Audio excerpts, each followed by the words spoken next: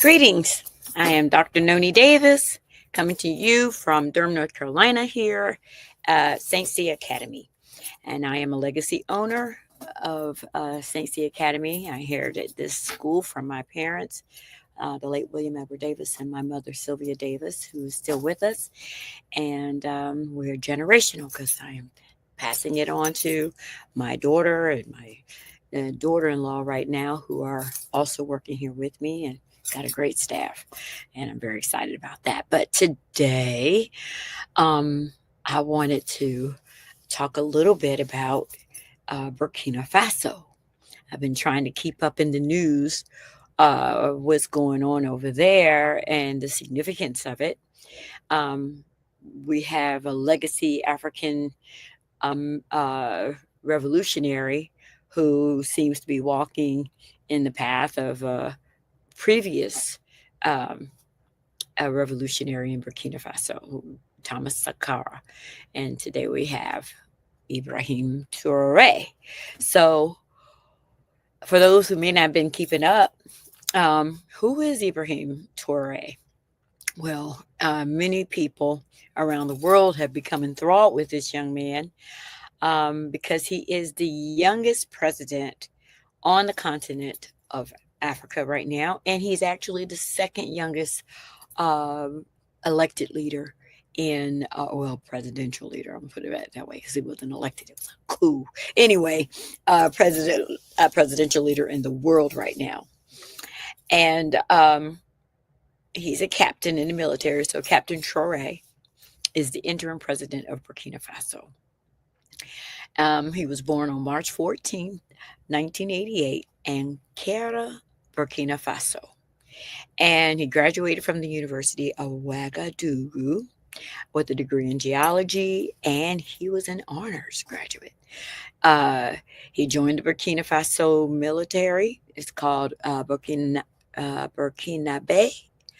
Army in 2009, and graduated from the George's Namoano Military Academy.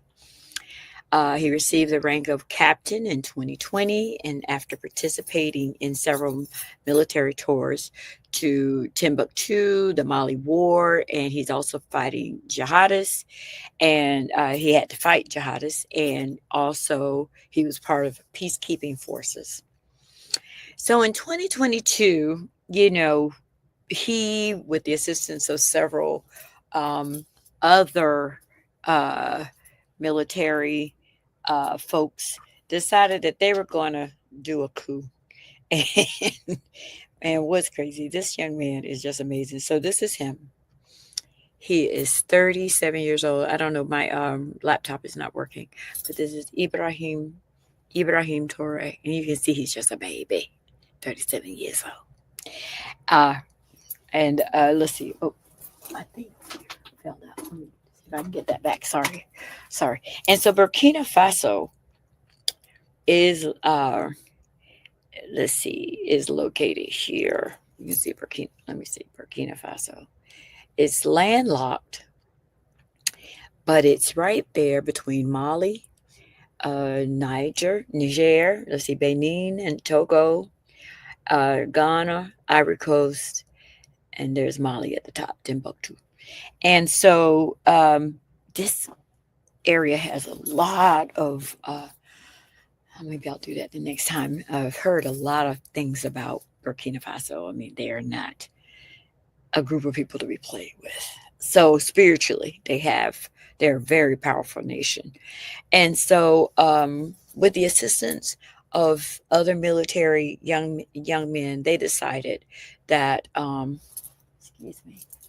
Oh, sorry, y'all. Let me move this. I apologize. This is hanging over. This is a cord. I didn't even notice it until just now. Hanging behind me. Some electrical cord. And so, anyway, they decided that they were tired of and they were frustrated with the administration, and so they decided, you know what, you all, he's not providing enough equipment for people, and so they can't farm adequately. He's letting all these foreigners come in here and run the country and steal all the resources, because they love to say Africa is poor, but if all my gold is going to you and you have decided that gold is valuable, but you don't have any gold in your country, you taking my gold. How am I poor?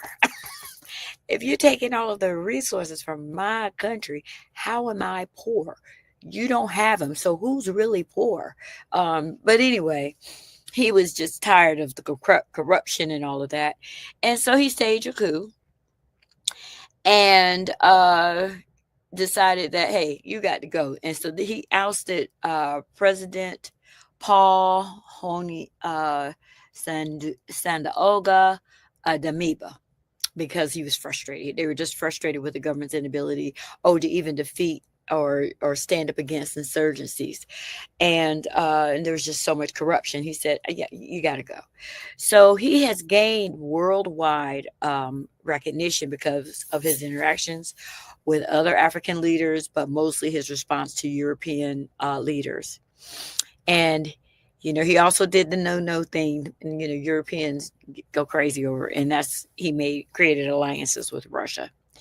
Um, Now, what he has done that is fascinating is that he created a state-owned mining company, and so instead of Europeans coming in and doing all of the mining and control of the all of those resources, he said we're going to do state-owned, and which are and before it in the Burkina Faso only had a small percentage of the revenue from these mining companies, but he changed it. So now, in order for them to participate, they have to surrender 15. Each one has to give 15% stake to Burkina Faso for if they want to invest. So you can't come in with this 100% that you were doing before. You have to give them a portion of what you're doing, and you also have to train people from Burkina Faso to do the work. So you're not coming in with your own laborers. You're going to teach these people, going to be trained so that they have complete autonomy over what's going on. And he also revoked exploration licenses, so they can't come into the country and say, "Hey, we want to see how many if you got any gold over here." They're like, "No, if there's some gold over there, we'll find it, and we are going to mine our own stuff, and we're going to explore it ourselves." And so he has advocated the takeover of gold mines owned by Europeans. And we see that this is kind of spreading, because that's one of the things that they're upset about, is that the British, the French, and all of these people are upset about, because he has set an example. And these other African leaders now are like, I think Ghana just said, that Europeans can no longer participate in gold extraction or in the gold market in Ghana, so they can only buy from Ghanaians. They can't participate in it anymore, and I just love it. One of the things he said at this African summit, Russia African summit in 2023, was to to African leaders, was stop behaving like puppets who dance every time the imperialists pull the string. And this quote jarred, it sent waves of dissent and disruption, and what just unnerved these these European nations. So this country has significant deposits of gold, and I'm going to show you. Okay, we all know what gold looks like, but do we know? They have zinc. Okay, so let me pull that up. Zinc. Let's see. Where is the zinc?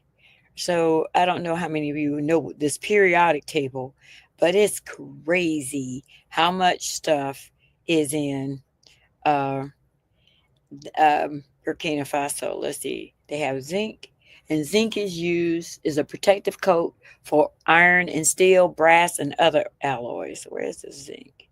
Oh, there it is. So this is a picture of zinc. All right, and so this they're extracting zinc. They have copper, and we all know what copper is for. Copper is for like is a conductor of electricity, and so it's wire and yeah, electrical conductor. They have that. They have manganese. Let's see, manganese. Where is the manganese? I have that picture too. No, that's vanadium. Manganese. That's a zinc. That's a phosphate. They got so much stuff it don't make no sense. That's nickel, bauxite. Is this manganese? Okay, so this is manganese. And manganese is used in steel, and it improves the toughness and resistance to wear. And they use it in dry cell batteries. So that's the manganese. And then you have uh, phosphates. And where did I see the phosphates? That's what no, that's the nickel.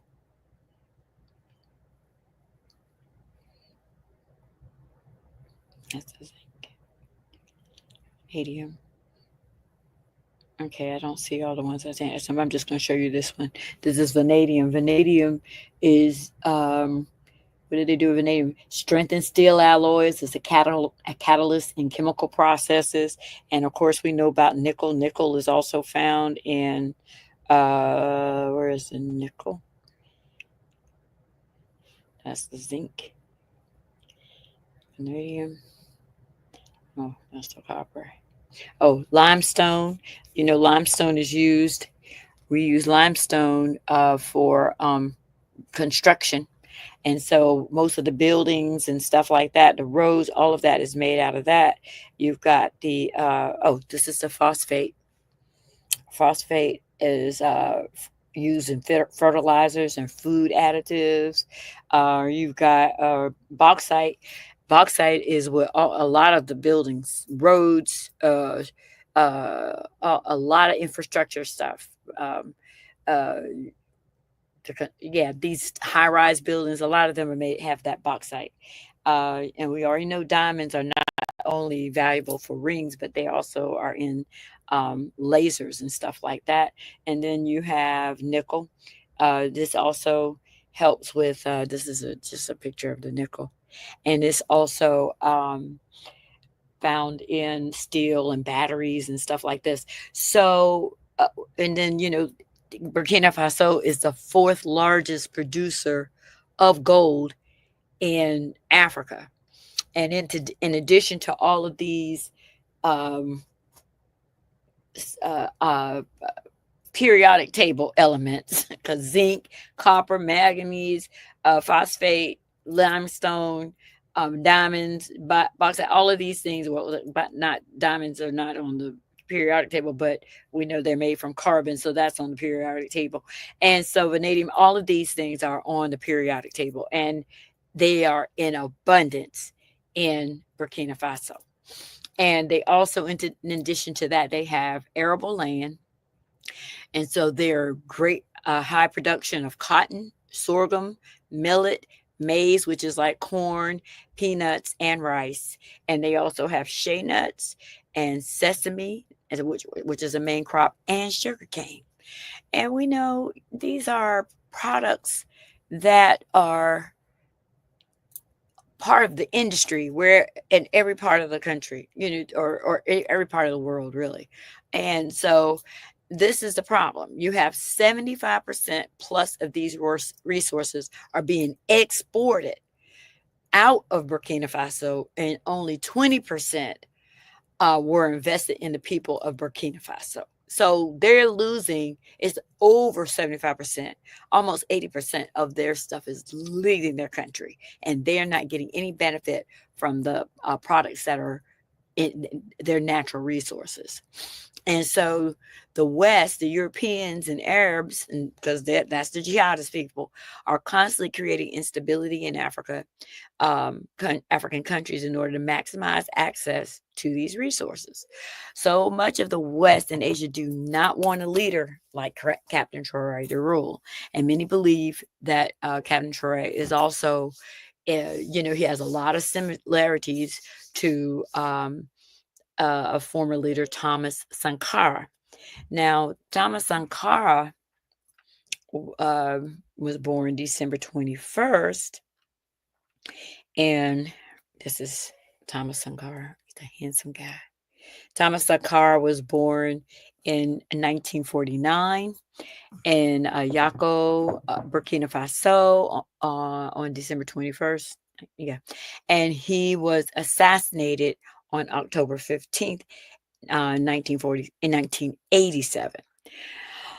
He too was a Pan Africanist and who served as president of Burkina Faso from 1983 to 1987. So what is that? 84, 85, 86, 87. So he was in power for 4 years. And he was 34 years old. So he was another one who was a very young person when he became president. And he was considered radical because he wanted Africa for the Africans. And so some of the things that he did that was interesting is that he was a proponent of women's rights. He banned genital mutilation and forced marriages. He instated abortion so women could get abortions, and it was no longer against the law for that. Um, he allowed women to serve in his administration, and so this is in the 80s. So he was pretty progressive. He created the Ministry of Family Development and the Union of Burkina Women. He also initiated programs to improve healthcare and education and infrastructure. He built community participation or stimulated community cooperation in the construction of schools and hospitals and medical facilities. He launched a national literacy program and prioritized affordable housing. So the things that Americans need: quality education, quality health care, better schools, of course, and food security. He also created affordable housing and food security for his people. So he was an anti-imperialist and wanted Burkina Faso to be self-governing and self-determined, pretty much.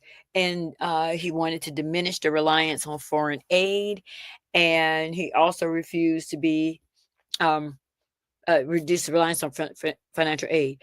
Now, another thing he refused to do is be elevated. So instead of letting them make pictures of him and have all these parades and stuff for him, he said, "Look, I am one of there are thousands of Thomas Sankaras throughout Burkina Faso. I'm a regular guy, just doing what I can to make things better in my country."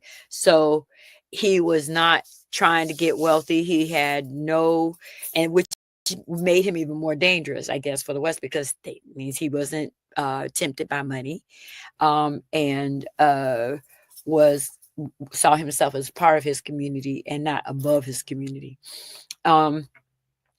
He was a seeker of justice, and he was anti-corruption. He modeled organizations after the Cuban Revolution.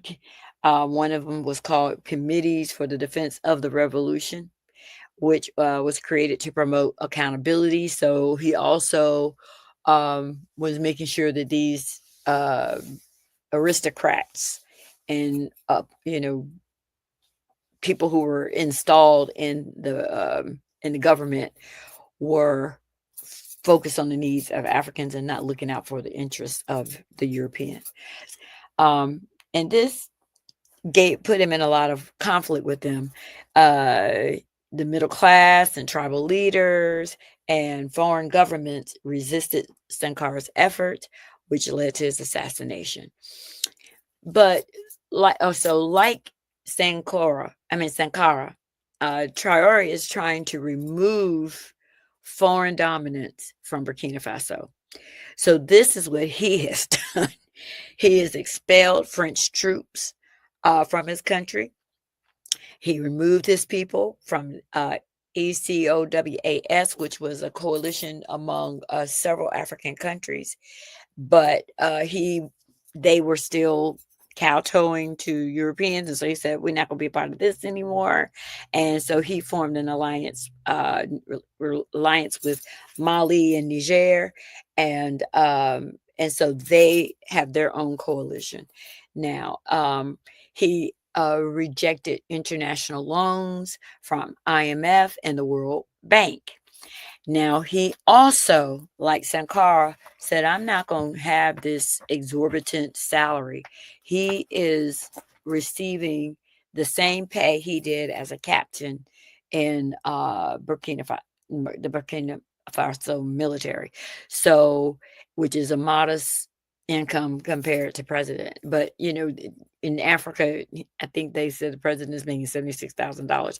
While we might think that's not a lot of money, and there you're like a millionaire, the equivalent of a millionaire or a billionaire almost, in some of these African nations. And so he said, I don't want that salary. I want to just I'll keep the salary I have, and I'm good. He's improving agriculture by boosting crop production and developing processing plants. He's constructed new roads. He's got a Thomas Sankara Airport that's being created. I'm trying to think what else did I have here. Um, he has reduced the salaries of government.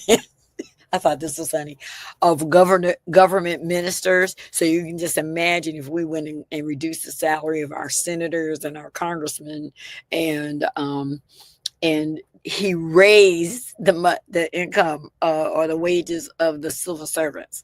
I thought that's great. He banned foreign ownership of land. So foreigners can no longer own land in Burkina Faso, which is great. I know in there are other countries, Liberia is another one. You can't own land if you're not a citizen or African. He also mobilized volunteers for the defense of the homeland to combat jihadist groups. He removed French as the national language. So now people have to speak their own language in these institutions. He changed the school uniforms. I mean, if I've been to Africa a couple of times now, just two. I'm not going to over exaggerate, but you always see the children in these Western uniforms. They're wearing, these little outfits that were made over there, and he said, nope. We're going back to African attire, which is great because they can design their own stuff, and that's going to stimulate the economy because kids have to have uniforms, and so now they're wearing their own stuff. He had them strip remove the wigs. You know how they wore those white powdered wigs, and following the colonial practice. And so now they have removed the wigs and the drapings of the African of Europeans. No, yeah, they removed the clothing of the Europeans. So if you go to court now, if you're a judge, if you're in any kind of judicial leadership, you have to appear before the people in African garb. So for court proceedings and stuff, he changed the name of streets. He changed the name of the buildings and put them in the names of African leaders, male and female.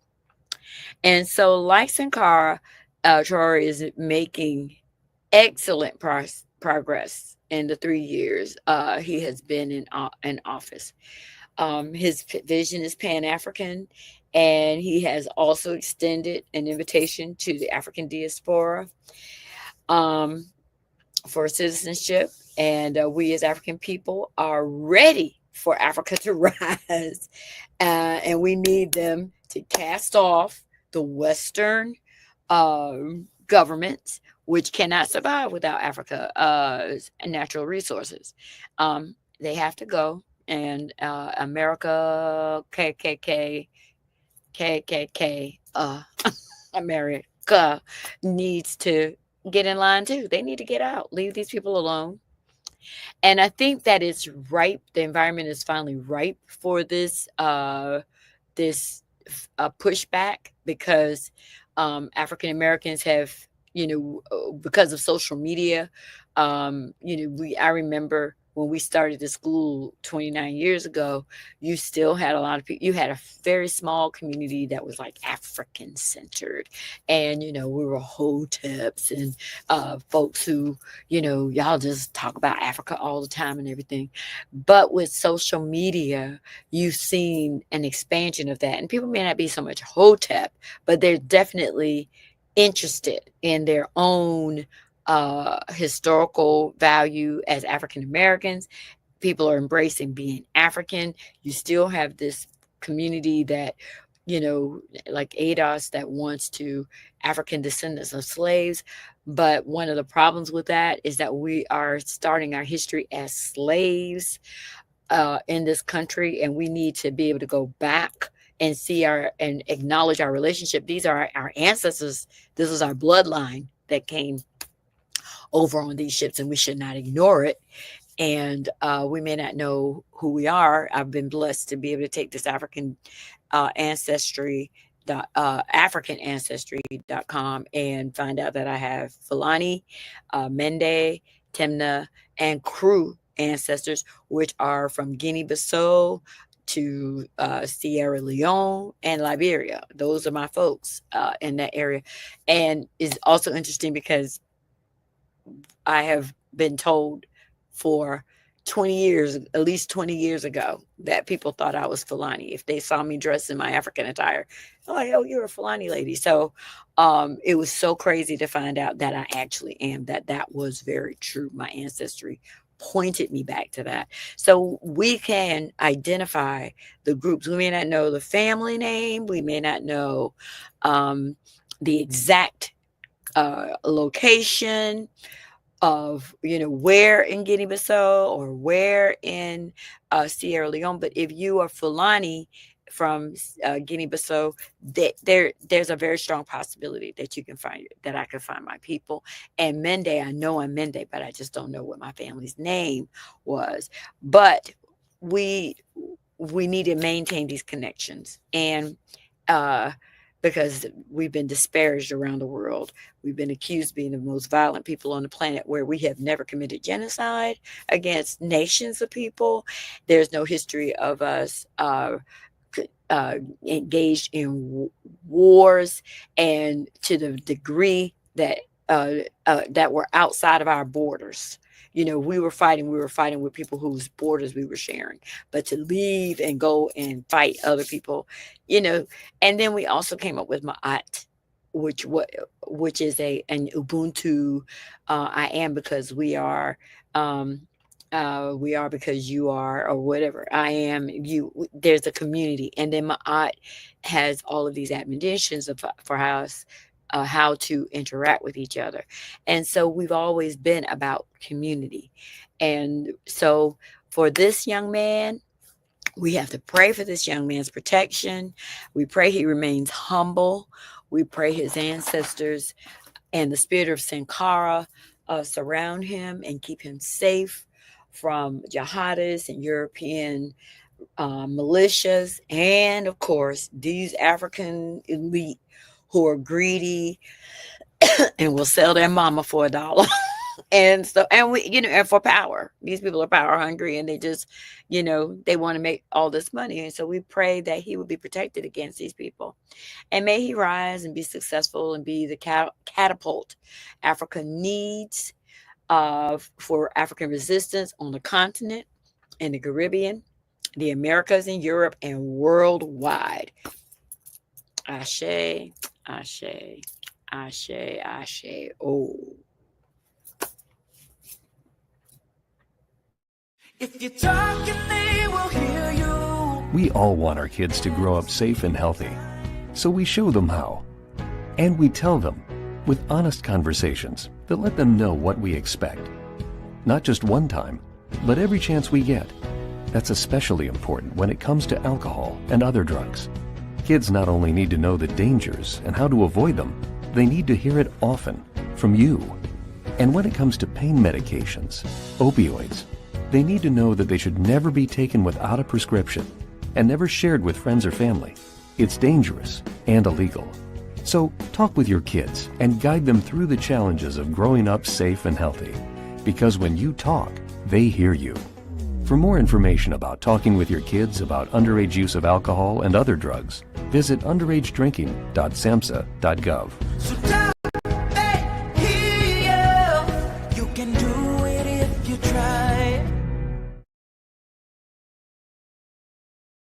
I'm a St. Cia student. Of course I walk into the sound of drums. I'm a St. Cia student. Of course I know my mother.